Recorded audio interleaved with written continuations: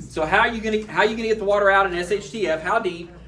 You can use a generator we talked about. There are solar well pumps. Okay, most of your solar well pumps that you get are low volume, low pressure pumps, meaning that they will only pump when it's sunny, solar. Okay, and they're going to pump a very small amount of water, very slowly but continuously. So you're going to have some container there to catch it, and then you're going to have to divvy it up. It won't go feed directly into your house like your normal well pump does and deliver pressure. Okay? But it'll get your water out. Okay? There are some solar pumps that are big, but you're going to spend a lot of money if you're going to get a solar pump that will actually pump the water out of a deep well. Okay? Hand pumps, go back to hand pumps. They still make them, and they still make them that'll do wells up to 600 feet deep. But you will spend many thousands of dollars getting one such pump. Most of the little ones like they had in the Little House on the Prairie days are for your shallow wells that'll go up to 30 feet. Well, again, you don't want to be sucking water that's only 30 feet underground. It will not be clean. Okay? Your deeper well pumps, you can get them. There's a bunch of different sources online. You can get a deep well pump that's manual. But one of the gimmicks is they'll show you a price on the front page and it's $1,500. Oh, great, I can afford that. Then you click on it and go to the next page and it says, and by the way, all the pipe and all the rods and everything that go down in the pump are extra per foot based upon how deep your well is. And so what was clickbaited $1,500 is going to be $3,000 by the time you buy all the rods and the pipe to actually get to the water. Okay? And you're still going to send your strongest person that's going to be pumping a lot to get the water out. But it is an option. Okay? What's that? The Amish down where I live at, they have pumps hooked to their windmills. Absolutely. I grew up in Texas, and every rancher in Texas has a windmill that pumps water, and it works great. And that's what I wanted when I got my property. And I priced a windmill about 10 grand. Yeah. It is crazy. When my grandfather dies, we're going to be taking a windmill home. I don't know if you know this. Okay, we're going to be taking a windmill home. They work great when the wind's blowing, obviously. I don't understand. Yeah, but the same thing. In most cases, it's going to deliver low volume water. It fills a water trough or something, but it'll get water out of a very, very deep well. Okay, and it's a great source, but it is expensive. And it's on my list. Windmill, well bucket. We just talked about, and then I put a website here, Layman's.com. Layman's is it's headquartered at Lehman's out of Ohio, and they specialize in things that Amish, Mennonite people would want. Okay, they have all kinds of cool things. And everything they have is very expensive. I don't necessarily recommend buying it from them, but if you're wanting to shop and see what's out there and those types of things, they have a great website. Okay? I've actually was up in Amish country and went to one of their stores. Really, really cool store. If you ever get a chance to go in one of them, they are cool stores. But they are sky-high prices. That's the warning. Okay, so we've talked about municipal water won't work. Well water, we just talked about briefly. Private sources of water. And what I mean by a private source of water is a water source that is wholly contained on property that you can control. Is that like a pond? Pond, yeah. Maybe a small stream or a creek. Wet weather creek? Wet weather creek. Something that begins on your property. It might flow off of your property, but at least begins on your property so you can see that there was no contamination from the source. So it begins on your property and or stays on your property. And here's the key. In an SHTF situation, you can control that water source. Like a pool or hot tub. Pool or hot tub. The man that speaks that has a pool and a hot tub. There you go. We have ponds. Okay, what's that? We have ponds. Ponds, yeah, ponds. Both places of ours have ponds. Yeah, which is great if you can control it. If it's so far away from the house or where you're going to be staying that you can't control it. I can see it and hit it with my rod. There you go. Okay. Question answered. Okay. So, but you got to be able to control it. Otherwise, it will be used by other people. It will become contaminated, and it will be a safety hazard to go get water. Okay. It will be a safety hazard to go get it. So that's a great thing. If you got a pond, a small creek, a spring is what I've listed there. Those are all great things on your property. You can control them. Okay. D, lakes, rivers, and streams. I cannot tell you the number of preparedness-minded people who I've met who are going to bug out to the national forest or going to live off. They're going to go to Stockton Lake and live. You know? Why? Because it's got lots of fish. Yep. It's got wildlife coming up to drink water. And they got all the water they could ever want. Or you got the James River that's running through your property. A big, nice river. Yeah, it's dirty now, and it's going to get even dirtier when it all hits the fan. Yes? What if you live within city limits and you don't have those accessible, controlled water and or well on your property? Okay. So you're within city limits. And we'll talk about it here in a little bit. You're going to be back to storing water as much as you can or trying to get out of Dodge. Is rainwater an option inside the city limits? Absolutely. Some states and localities limit collection of rainwater. Some states have actually made it illegal to collect rainwater. But I just saw Springfield has not. the community gardens did a thing on collecting rainwater, so is it legal in Missouri? I believe it is legal. So you absolutely can collect it. You're going to look to ways to store it, and we'll talk about that here in a minute. So that's good. So D, lakes, rivers, and streams. In my opinion, cross those off. If they're not a private source, they're not going to be a clean, usable source. Two reasons. One, it will be insecure to go get the water in most cases. And when you get the water, it's going to just be horribly contaminated. What category is that stream? What's that? What category were you speaking of right there? Well, in D, lakes, rivers, and streams. Okay, again. C, private sources, you're good. If you can control it, private source, that's good. Okay? If it is not a private source, if it is a lakes, river, or stream, I don't recommend that's what you rely on. E, rainwater. And here's something that could help you if you're in the city limits and going to stay in the city limits. Rainwater. So we have 45 inches annual here. I did a survey of the most recent dry spell. And what I did is I analyzed days without at least a ½ inch of rain. Because a rain less than a ½ inch, if you're doing a rainwater collection system, you will get very little to collect if it's not raining at least a ½ inch. So we had over 50 days in the most recent dry spell without a ½ inch of water. So what does that tell you about how much you have to store? 50 days worth of water. You got to store 50 days worth of water for everybody in your household. Minimum. Okay? I did that same analysis back through the dry months of this year. Remember, what are our dry months? Worst was February, but it's December, January, and February are 3 driest months. This past year, we went 63 days from basically Thanksgiving to February 2nd, 63 days where we did not have a ½ inch of rain. So if you're going to rely on rainwater, you're going to have a way not only to catch it and purify it, but you also got to store it, and you're going to have to store a lot of it. Okay? But it is an option. You know, there's this like here, you can buy this. This is a store-bought rainwater collection system that hooks into your guttering. Guttering is a great place to start. If you're going to do rainwater collection, collect it off of your roof. What's the best type of roof to have if you're going to do rainwater collection? Metal roof. A metal roof, right? Any other type of roof is going to put stuff in your water that you really don't want. That's right. Okay, and you're going to have to do more filter to get it out. You're going to have to filter this anyway and purify the water this way anyway, but you don't want to have to get your asphalt stuff that's in there and that type of thing. So a metal roof is best, but a good guttering system sent to rain barrels and that type of thing will work if you do it right. If you want more information about rainfall stuff, I put a website on there, wunderground.com/history. You type in your zip code, you can pull up rainfall, temperature histories, and that type of thing, and that's where that information comes from.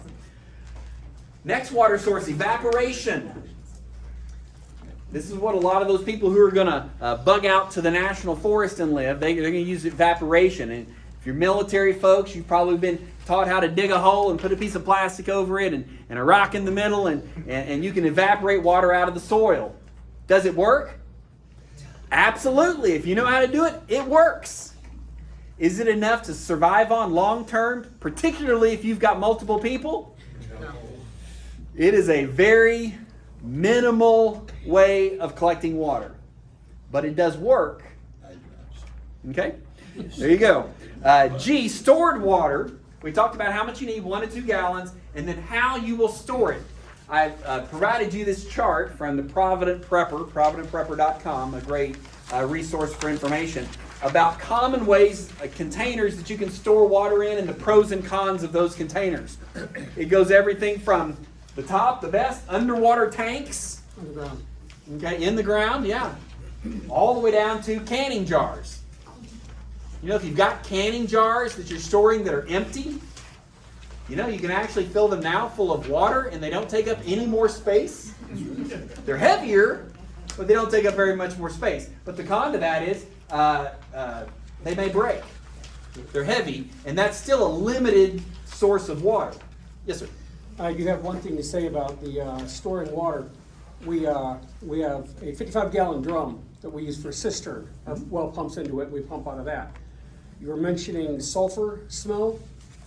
Be careful if you got a cistern, if you got any storage that has any kind of opening on it, like where the pipes go in, because that sulfur smell isn't always mineral. We had a lizard in there. We were drinking that water. Extra Before we protein. realized it. But we also, another time, had a mouse in there. You have to disconnect everything, drain everything, wash everything, sterilize everything, and it's a big chore. So if you're using water storage, make sure it's sealed. Absolutely. And make sure that you, from time to time, go in and re-sterilize it with chlorine or whatever. Good. We'll talk about some of those methods. Good. The King's Barrel, what was that? King's Barrel Plus, I think is what it is. North of town. North of town, yeah, they're north of town here. They're on Craigslist and Facebook and different things, but it's a guy in his front yard is turned into a chicken farm, like hundreds of chickens, and barrels and barrels and barrels and totes and totes and totes and all kinds of stuff. It's a great source just north of town here. We're kind of by Fantastic Caverns, Ritter Springs Park area. COVID has been very interesting. Thank you so much for your presentation. You're welcome. We have to take off. We got Yeah, some places. you can catch the video online if you want it once it all, if you watch YouTube. Absolutely. There's We have 2 extra also, seats up here if someone wants to come and sit down. there's also the Barrel Man in Stratford. Okay. That's where we got our 275-gallon totes from. Yeah. Okay. Barrelman in Stratford. So local resources to get these things used. Make sure you're getting food grade items and you're still cleaning them out. So here's different ways of storing water. So keep that in mind. Different options there. We'll talk all about that. Yeah. Okay. When you're storing water, a couple of suggestions there. We have bottles, jars, jugs, water bricks, which are kind of containers you can send in barrels, totes. I have a bunch of these for carrying water, things like this that you can carry 5 gallons in. If I need to go down to my spring and get water, I can get my spring and I can come back. Your hot water heaters have water. 50-gallon hot water. 40 gallons, 50 gallons. Some people have bigger ones. That's a great source of emergency water if you need it. If the electricity's gone off and it's going to be cold water in there, or at least room temperature water, and there's a valve like at the very bottom, it's a drainage valve. You can hook a water hose to, turn it on, and then you've got water 40, 50 gallons there. The other thing that I use, I have one of these by every, in the cabinet below the sink in every bathroom. An Aquapod, they're also called a Water Bob. That's the other brand name. Aquapod or Water Bob, they're the same thing. I think they're about $25, something like that. But it is a bladder that's shaped basically like your bathtub, and it has a little cheap plastic pump in it. But basically the idea is when it all hits the fan, 1 hour before the water is going to stop flowing, particularly if you're in a municipal location where the water's flowing right now, but you know it's probably not going to be flowing in an hour, you can stretch this out in your bathtub, fill it with your bathtub spigot, and then it's completely sealed and has a little pump. And how much water does bathtubs have in them? Probably 60. When full? Well, it says 65 gallons is what it says here. It depends on the size of your bathtub, okay? But 50 to 60, 65 gallons of water. And if you've got 2 or 3 bathtubs in the house, that's a lot of extra water storage that you can immediately fill up. So this is on our do it right now plan. When it all hits the fan, one of the first thing we're going to do is we're going to fill up water. And I even live on a well. But I'm still going to fill it up and have the extra water ready to go. And here's so that I've got it. Here's the thing about that, if you fill those up, that stretches your gas for your generator out. Absolutely. You don't have to run your generator as much as you get your water. Absolutely. And I've got little bottles of water, just Walmart, Sam's Club bottles of water, like some of you probably like this, stuff like this. I have 10 cases of that sitting in my storage that I rotate through. Okay, first in, first out type of thing. And that's there too. Why? Because if I need it right now. I may not want to have to go outside and hook up the generator. Okay? I need water now. And so these are all options, and you kind of work what fits best for you. Okay? So, but it's very deceptive. I meet a lot of people like-minded, they think. Okay? And they go, I've got water storage. And you'll look and they've got 6 cases of water. Yep.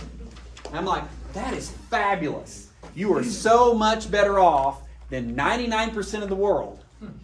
But the bad news is that 6 cases of water is going to last your family maybe a week. Yep.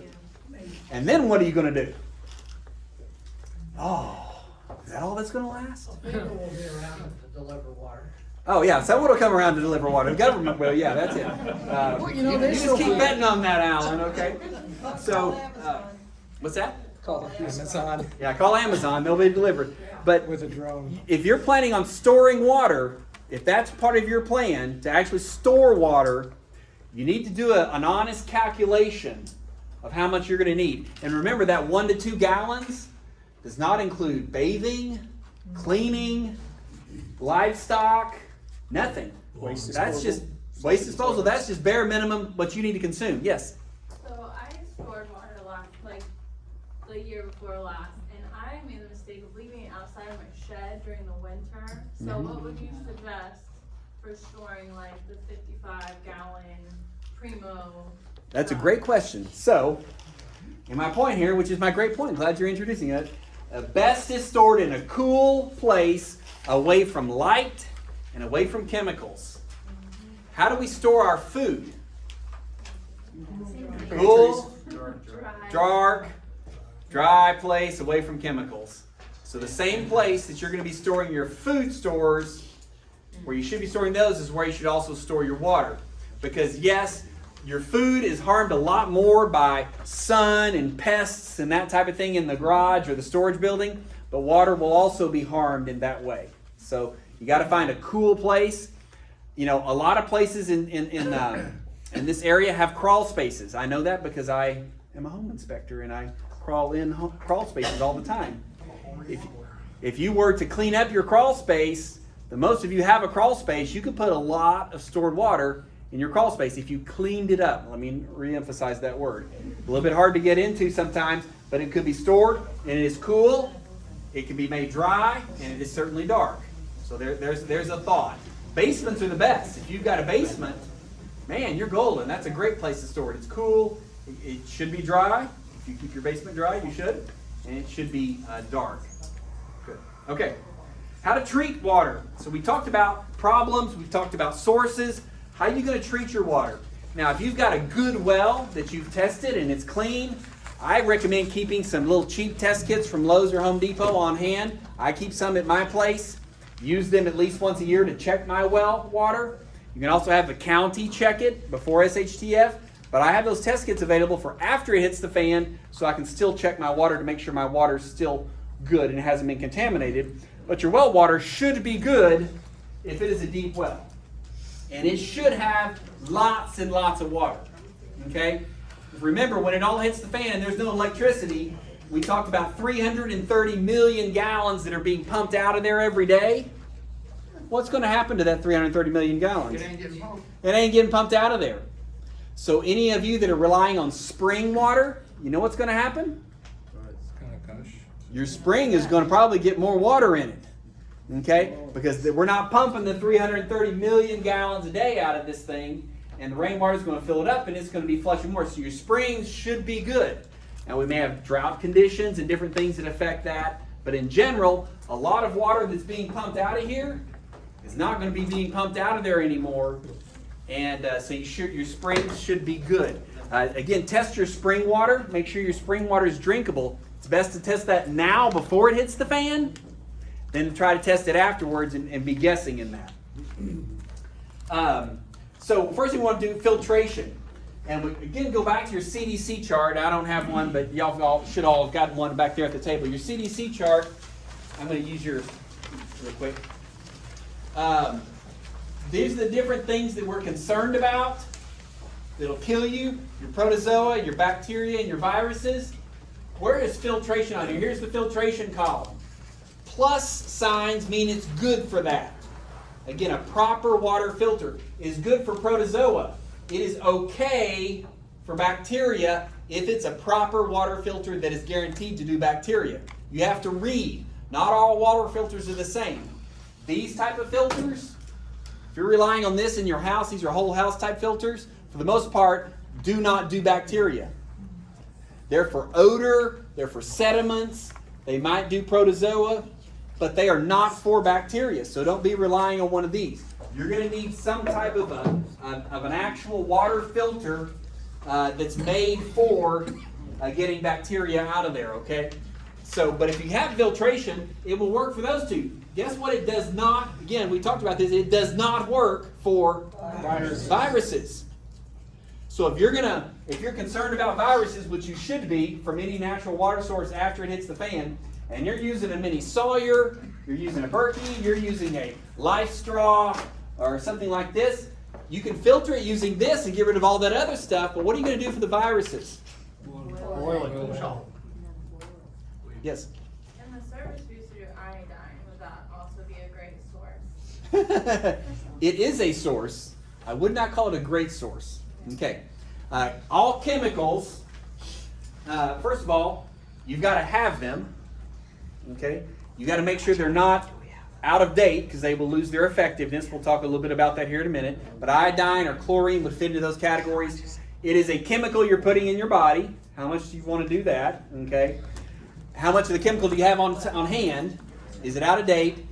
And then chemicals are not effective. It's on our list. Chemicals are not effective against what? Iodine or chlorine are not effective against protozoa. So it's not an end-all be-all. You got to filter the protozoa out, and then you got to do the chemical and the other stuff, iodine, to do the protozoa. Why does it not kill protozoa? They're big. Not too big necessarily. Too thick of a shell.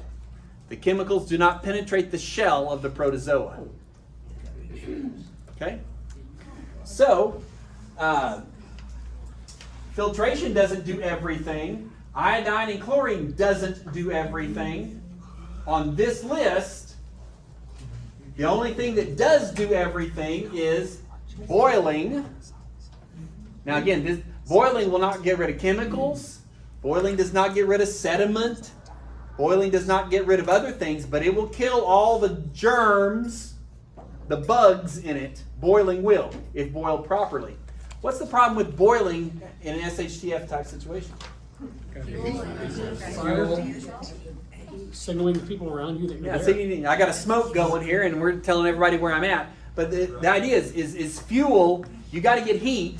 You got to get a substantial amount of heat for a certain period of time to boil water for your entire family or whatever. Okay, that's going to be smoke, fire, fuel, gasoline, propane, something like that you may not always have, especially long term, or you may not want to use. Maybe you've got a ton of firewood, but every time you start up a fire, it signals everybody within 10 miles. Rocket stoves are minimal smoke, minimal space, Yeah. and they produce a lot of heat. They do, So- absolutely. And I've got multiple rocket stoves, but I don't know that I have enough fuel to boil water for a year. But it's a great option, absolutely. It's what's in my bug out bag, which we'll talk about, or my get home bag next. We'll talk about that next month. Or you can dig a 2 foot by 1 foot to 2 foot hole and just burn at night. Okay, there you go. There's an option. There are ways that are included in this book about cooking food discreetly, starting campfires discreetly. There's a whole way you can dig a hole. He's right. You dig a hole and do a venting hole and all kinds of things. And it is discreet to some extent, but it's difficult and takes time and all that type of thing. You're going to have to be outdoors to do it. Can't do that inside your house if you're wanting to hunker down. So there are disadvantages to boiling, okay? And again, boiling doesn't get rid of big stuff, but your coffee filter or something could. Okay, so what's the last column here that also does everything? It's a combination of filtration and disinfection, which is your chemical. So you filter some things, mainly the protozoa, and then you use your chemical, your chlorine or your iodine, to kill the other stuff. Okay, it's a combination, it works. Okay, so the downsides, for example, here is some stuff I picked up from Bass Pro, for Coleman, for camping water. This will treat, I think it said treats up to 25 quarts. Okay, so the first chemical you stick in it, stir it around, let it sit for 30 minutes, and it kills everything. Then the second chemical, you stick it in there and stir it around, and it neutralizes what you put in there the first time. Well, that makes you really happy, right? Okay, I've just a double dose of chemicals, knowing the first one was definitely something that would do me damage because I happen to have a second chemical in there to counteract it, okay? But that's the type of stuff we're talking about. We're talking about iodine, chlorine, those types of things. Chemicals we put in our water. Again, for a temporary solution, this might work. I would absolutely use it if I thought I had contaminated water that I had to drink, that if I got something, I would be dead in 48 hours from excessive diarrhea. I'd definitely use this stuff. Would I want to be sucking on this stuff for months and years? No. No, I wouldn't. I think I have a bag of that just in my get home bag. Yeah, absolutely, absolutely. The other thing that we'll talk about, and there's a chart, I think the back half of your notes here. The back half of your notes talks about chlorine disinfection. Chlorine bleach is a wonderful disinfectant, okay, for your water. And you can pour it in there. There's a chart on there that tells you how much water to put in there or how much bleach to put in there. The problem is bleach, from the instant it is produced in the factory, it begins to lose its effectiveness instantly. 6 months. And at about 6 months, they say it has lost enough of its effectiveness that it's not to be trusted. But I'll tell you how to test it. Anytime you're using bleach or chlorine to disinfect water, here's what you do. Put in the recommended amount. You know, you got a bucket of water you're trying to disinfect. Put in the recommended amount of bleach. Stir it around. Let it sit for 30 minutes. And then smell it. If it still smells bleachy, you're safe. You can drink it. If you smell it after that 30 minutes and it does not smell bleachy, you need to add more bleach. Okay? As the bleach reacts with the different organisms in there, it basically gets rid of the bleach smell of it. Okay? And so as long as there's still bleachy smell, it's killed everything and there's bleach left over. If you have too much of a bleach smell, I mean it's just overwhelming, then you've probably put too much bleach in there and you need to stir it around a little more and let it sit a little bit longer. Okay? So if I have bleach that I think may have gone bad or is not as effective as it should be, I can put the recommended amount there, stir it around, wait my 30 minutes, do my test. If it needs more, I just put more in there. Okay? And keep doing that until I continue to have that bleach smell after a 30-minute waiting period. It dissipates that out of water in a certain period of time anyway. Yes, it will eventually. Absolutely. Yeah.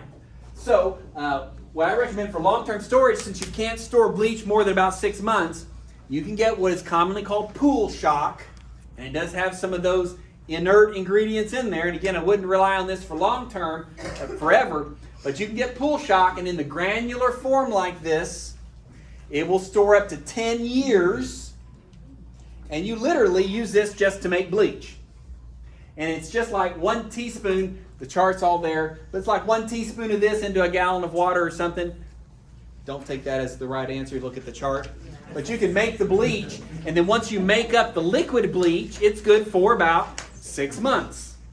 So for laundry purposes or for water purification, either one long term, you can't store the gallons of bleach very well, but you can store this, and it's a much more compact way to store it, and it lasts 10 years, and it's cheap. One of these bags, and this is one bag that's just kind of leaked out. One of these bags is like $6 now. It used to be like $3.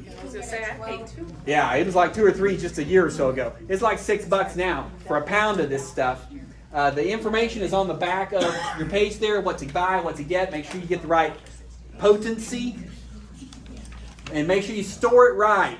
It will eat through anything metal almost instantly. I'm talking like weeks. It will corrode metal so bad. So make sure you store it in glass is the preferred way, or thick plastic. Yes, Alan? So where's the, if you get it in a 6-gallon plastic bucket, don't store it in your basement. They will rust everything within 20 feet. Absolutely. Even if you've never opened it and it's fully sealed up, it goes through the plastic. So my 6-gallon bucket is outside on the back porch now. Yeah. So there are horror stories. You Google calcium hydrochlorate stored in rust, and you will get all kinds of pictures of people who stored it on a metal shelf, and within months, the metal shelf was rusting and falling down. You know, and Alan's example there, his pipes and everything else was rusting in his basement. So you got to store this stuff properly in a tightly sealed container. I recommend glass. How about glass? Does it leach through the glass? I'm hoping not. Does not. I've Well, had he no has problem metal storing on like there, this. so. I have not had any problem storing it like this. It has been in here for me probably 2 years. Okay. So what you're saying is don't store it in a cargo container. No. Yeah. Okay. I keep getting my notes and your notes mixed up. Sorry. Okay, we gotta get going because we gotta get out of here. Okay, filtration. That's where we're at. Way back there. Okay, so filtration will do. This is 3A of your notes. Solids, sediments, protozoa, bacteria, chemicals, and maybe viruses. Handheld filters, like we talked about, you know, your mini sawyers, your life straws, your pump filters. Bucket movable filters. What's the most common bucket filter that people talk about? Berkey's. Great filters. They will not do viruses. Okay, so you got to be careful there. In our current day and age, right now, just like on my camping trips, viruses aren't a concern. After it all hits the fan, if you're trying to filter out surface water from your stream that goes through your property, you don't know what's in it, and highly likely it's going to have human viruses in it, and your Berkey's not going to work.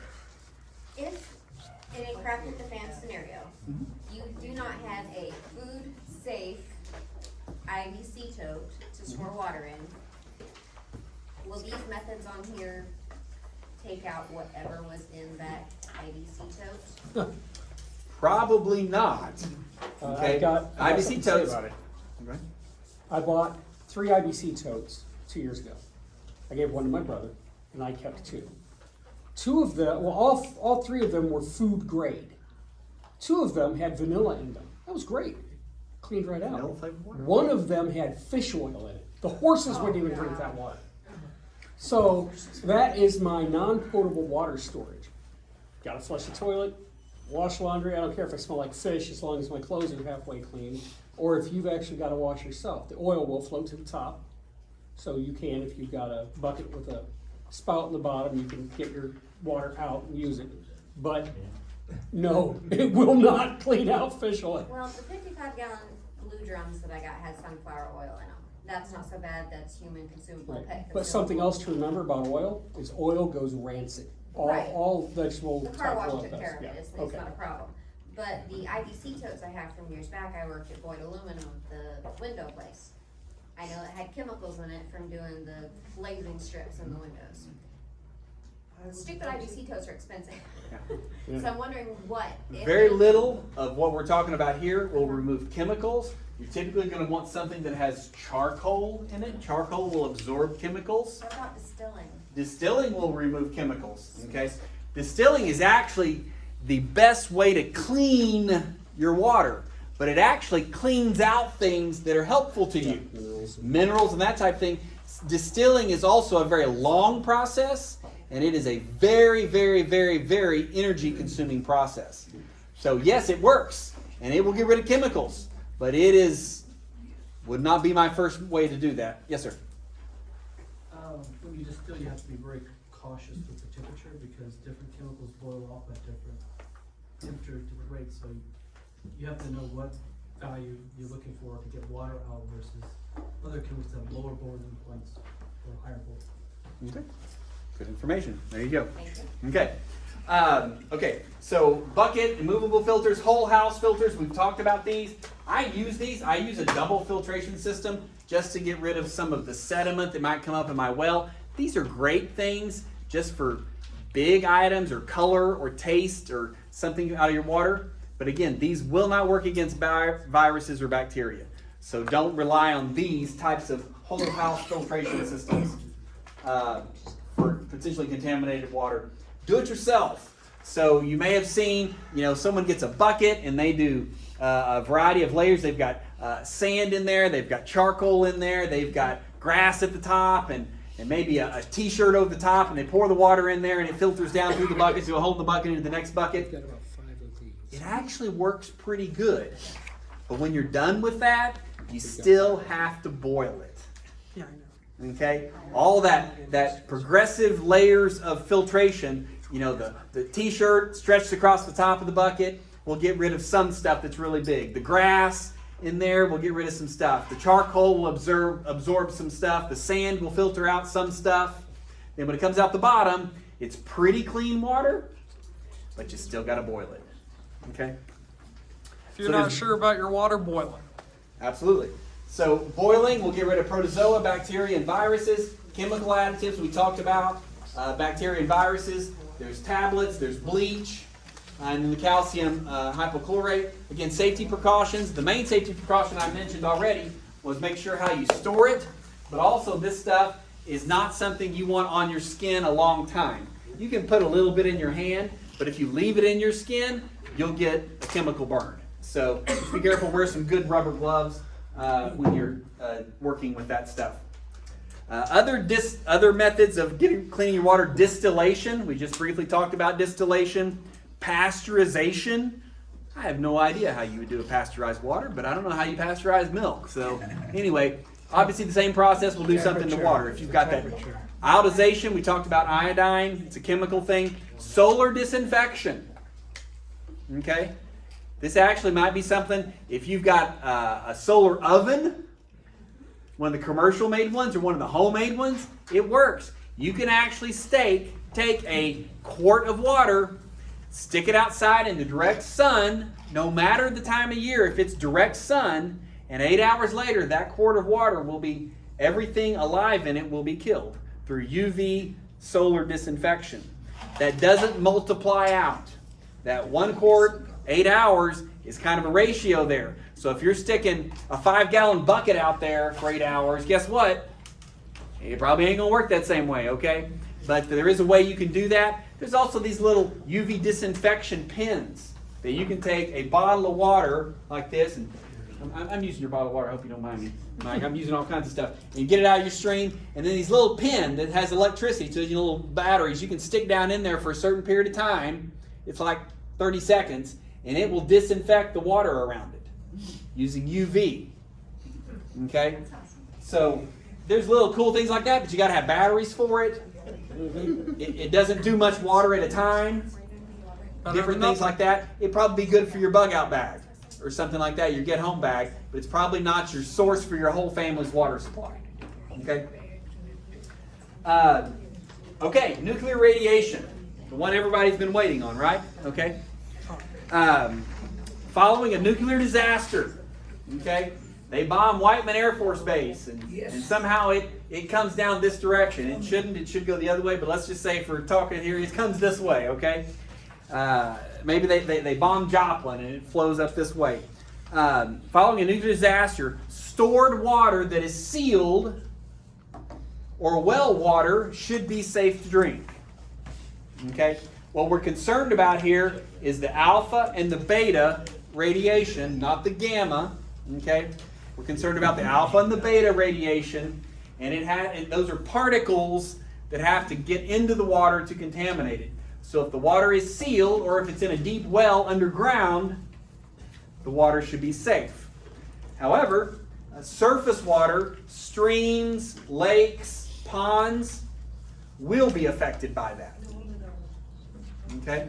So if you're relying on your pond for water, you're not going to be able to drink that water. After a rain, would that contaminate the reservoirs, or would the dirt filter it all out? Yes, after a rain, surface water is going to be further contaminated. Well, I mean, It means the aquifers. The aquifers are filled. Oh, the aquifers. Yeah. No, you're going to be fine there. The same thing, the reason this water is drinkable now is because the ground above it has filtered the water down to that point. I didn't know if the same. Yeah, same thing's going to apply here because it's a particle you're filtering there.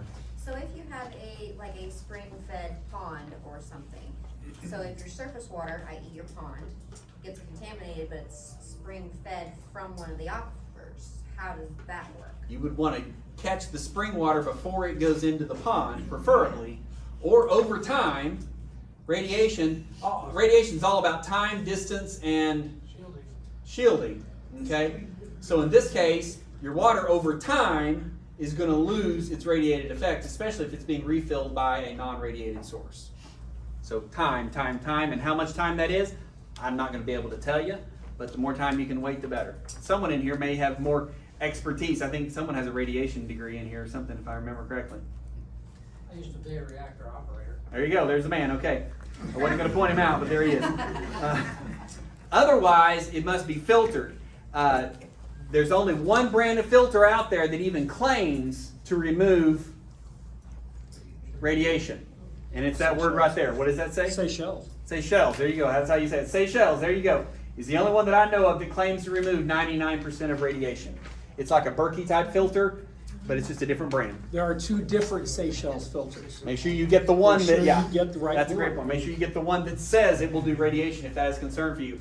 It's not a big concern for me because if you look at my water plan, none of my water plan involves surface water for the most part until I get down, I guess, I got a spring on my property that gives me 100 gallons an hour. That's 2,400 gallons a day. So that's really the last one I plan on going to. But if I had to, I do have a setup for some rainwater, which could be affected by radiation, but I have no way of filtering it personally. So I'm going to have to drink what comes off my roof. If I get to that point. I hope I don't have to get to that point. If I have to get to C on my water plan, yeah, it's going to be bad. Okay. The back side of the page there is your calcium hypochlorite information and bleach for disinfecting water. We talked about how to make sure that it is actually effective in your water storage options. And I can't believe it. I am done, and we've got 2 minutes left. So I'm going to take the last 2 minutes to say a couple things. Remind you guys, this will be posted on our YouTube channel. If you found us through Facebook, which most of you did, it'll be posted on Facebook. There will be a link there. You can watch this video for future reference. It'll have some links on it and that type of thing. Our next meeting, September 9th, most likely. Once I find a location, I'll put that in firm, but it most likely will not be here because we have outgrown this place. Okay? So we're going to have a better place next time. What's that? Wonderfully so. Wonderful. So yeah, it's great to be so full here. If you're going to do the bug out camp, make sure you do that soon and you send me an email. We have to be out of this building at 8 o'clock sharp. They literally will send the security guard after us at about 7:55. So if you want to stand around and talk, that is wonderful. I encourage you to stay around, talk, and network. But it's 7:55. We got to be heading out the door. So thank you. I got a question over here. Okay, my YouTube channel, it'll be linked on the Facebook pages and posts, but if you want to search YouTube for it, it's called Prepared and More YouTube channel. And so it'll have a lot of the videos I talked about tonight and that type of thing, so look up Prepared and More, like and subscribe, like you should on all your YouTube channels. Click the bell. Thank you guys for coming. Next month, bring your bug out bag or your get home bag if you have one, and if you're willing to share about it, and we'll all do a show and tell. Look at the table if you want to. Oh yeah, feel free to come up here and look at the table and hands-on anything.